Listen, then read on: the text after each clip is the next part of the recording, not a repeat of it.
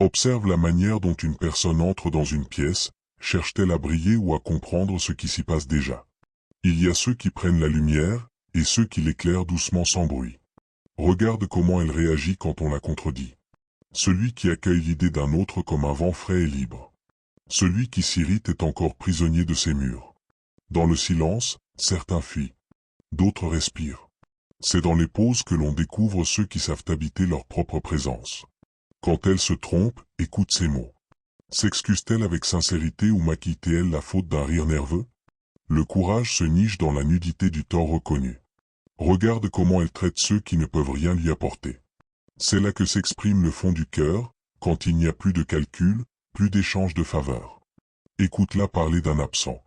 Si elle le peint avec tendresse ou justice, elle est droite. Si elle le démonte, attends qu'il soit là pour faire de même avec toi. Quand elle perd, est-ce qu'elle cherche un coupable? Ou bien se penche-t-elle sur la part d'elle-même qu'elle doit grandir? L'humilité commence à cet instant. Regarde la manière dont elle remercie. Un merci lent, regard dans les yeux, a plus de poids que 1000 flatteries. La gratitude n'a pas besoin de décor. Observe sa joie devant les choses simples. Celui qui s'émerveille d'un ciel, d'un fruit, d'un silence partagé, porte encore la lumière de l'enfance. Vois si elle peut rester seule sans se plaindre. Il y a une grande beauté dans ceux qui font de leur propre présence une compagnie douce. Écoute ses colères. Sont-elles brûlantes et destructrices, ou tracent-elles la frontière de ce qui compte vraiment? La colère peut être une boussole, ou un poison. Regarde comment elle tient parole. Les promesses tenues sans rappel sont les signatures des âmes entières. Vois comme elle traite son corps. Pas dans la perfection imposée, mais dans l'attention douce, se nourrir sans violence, se reposer sans honte. Regarde si elle sait dire non. Ceux qui posent des limites avec calme portent une sagesse que les autres redoutent. Observe ce qu'elle fait de ses peurs. Les cache-t-elle derrière des masques, ou les offre-t-elle, tremblantes, comme une main tendue? La peur bien montrée rapproche. Dans l'échec, mesure son silence. Est-il un gouffre ou un terreau? Certains s'effondrent, d'autres germent. Demande-lui ce qu'elle ferait si elle n'avait plus peur. La réponse est souvent un autoportrait en rêve. Regarde si elle rit d'elle-même. Le rire retourné sur soi est le signe le plus sûr d'un esprit libre. Écoute sa manière de raconter ses succès. S'ils sont posés avec humilité et émerveillement, c'est qu'ils ne la définissent pas entièrement. Vois si elle tend la main quand personne ne regarde. L'acte pur ne laisse pas de traces visibles, mais façonne l'âme. Regarde sa façon de marcher. Certains foulent le sol comme s'ils étaient attendus. D'autres, comme s'ils demandaient pardon d'être là.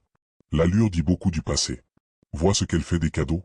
Ceux qui savent recevoir sont aussi ceux qui savent offrir, sans dette, sans fierté. Quand elle est blessée, observe si elle blesse à son tour. C'est dans ces instants que l'on distingue la réaction de la création. Cherche ce qu'elle protège.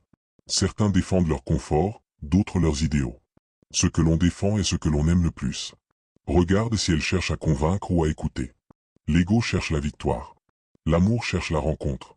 Demande-lui ce qu'elle ferait si tout s'arrêtait demain. Les réponses simples sont les plus vraies. Prendre un café avec un ami, marcher sous la pluie, dire « je t'aime ». Vois si elle supporte l'ennui. C'est là que naissent les idées les plus fécondes ou les fuites les plus vaines. Écoute-la parler d'elle-même. Se moque-t-elle de ses failles ou les déguise-t-elle? Ce que l'on cache le plus est souvent ce qui a le plus besoin d'être aimé. Regarde si elle reconnaît les autres. Un sourire, un regard franc, un prénom prononcé sans hâte. Les invisibles voient tout. Observe sa réaction face à l'injustice, même lorsqu'elle ne la touche pas. L'indifférence est parfois pire que la cruauté. Vois si elle s'ennuie du passé ou si elle bâtit le présent. Les regrets sont des chaînes. Le souvenir, une boussole, s'il ne devient pas un refuge. Demande-lui ce qui l'apaise. Un livre, une prière, une musique? Ce que l'on choisit pour se calmer nous révèle entièrement. Écoute son silence quand elle ne sait pas. La précipitation trahit l'orgueil. Le silence, parfois, est la plus grande des réponses. Vois comment elle vit la joie des autres. Est-elle contagieuse, ou éveille-t-elle une ombre dans ses yeux? L'âme jalouse se prive de la lumière qu'elle refuse à autrui. Regarde si elle dit « je t'aime » comme on pose une fleur, ou comme on réclame un dû. Les mots d'amour sont parfois des cages, parfois des ailes. Observe ce qu'elle fait d'une journée vide. Certains la remplissent de bruit, d'autres y déposent une présence. Ce que l'on fait du rien dit tout. Quand elle reçoit une critique, regarde si elle se ferme ou si elle grandit. L'orgueil se raidit, l'humilité se transforme. Vois si elle demande pardon sans se défendre.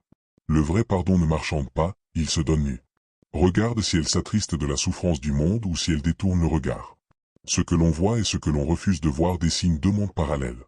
Observe si elle a besoin d'avoir raison. Ceux qui cherchent la vérité se méfient de leur ego. Demande-lui ce qui l'ennuie profondément.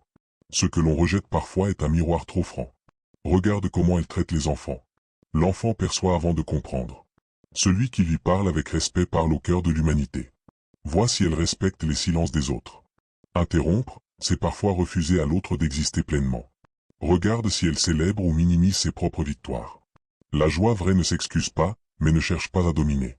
Vois comment elle vit le manque. L'attente peut affiner une âme ou l'aigrir. Écoute si elle parle plus des autres que d'elle-même. Le besoin de raconter autrui masque souvent un vide intérieur. Regarde comment elle donne, avec empressement, avec joie, ou avec attente. Le don conditionnel est une dette déguisée.